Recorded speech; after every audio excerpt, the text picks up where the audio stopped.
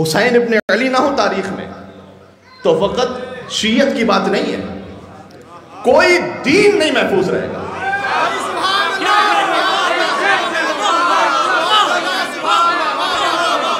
اس روئے زمین پر دین کا وجود ختم ہو جائے اگر حسین ابن علی نہ ہو۔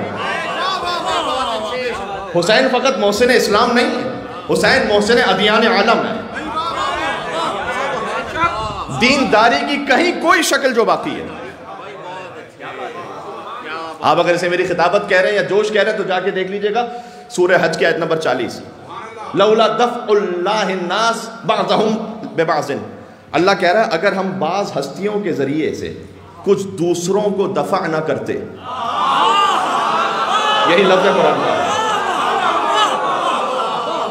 لولا دفع اللہ الناس بعضهم ببعض، اگر ہم بعض کے ذریعے سے بعض کو دفع نہ کرتے، لَهُدِّمَتْ صَوَامِعُ وَبِيعُ وَصَلَوَاتُ وَمَسَاجِدُ، تو نصرانیوں کی خانقاہیں، قرآن کا ترجمہ پڑھ رہا ہوں، یہودیوں کے معبد، گرجے اور مسلمانوں کی مساجد، یذکر فی اسم اللہ، جہاں اللہ کا ذکر کیا جاتا ہے، ان میں سے سب منہدم ہو جاتی، کچھ نہ بچتا۔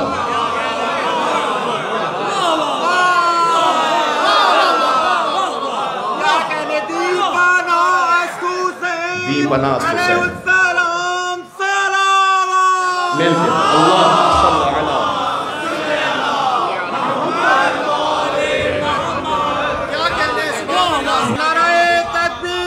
اللہ اکبر یا رسول اللہ۔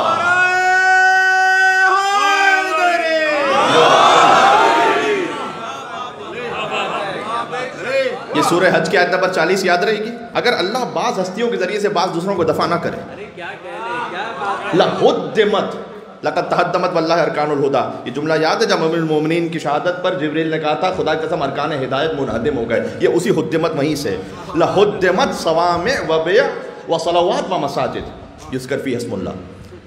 تو نصرانیوں کی خانقاہیں، یہودیوں کے معبد، گرجے، مساجد، جہاں اللہ کا ذکر ہوتا ہے، سب منہدم ہو جائیں۔ دین باقی ہے، اسلام نہیں، جو کچھ دین کی شکل باقی ہے اس روئے زمین پر وہ حسین ابن علی کا صدقہ ہے۔ لہذا خواجہ چشتی علیہ رحمہ نے کہا تھا دین است حسین، دین پناہ است حسین، دین کو پناہ دینے والا حسین، حسین دین بھی ہے، دین کو پناہ دینے والا بھی ہے۔ سبحان اللہ، بات واضح ہو رہی ہے۔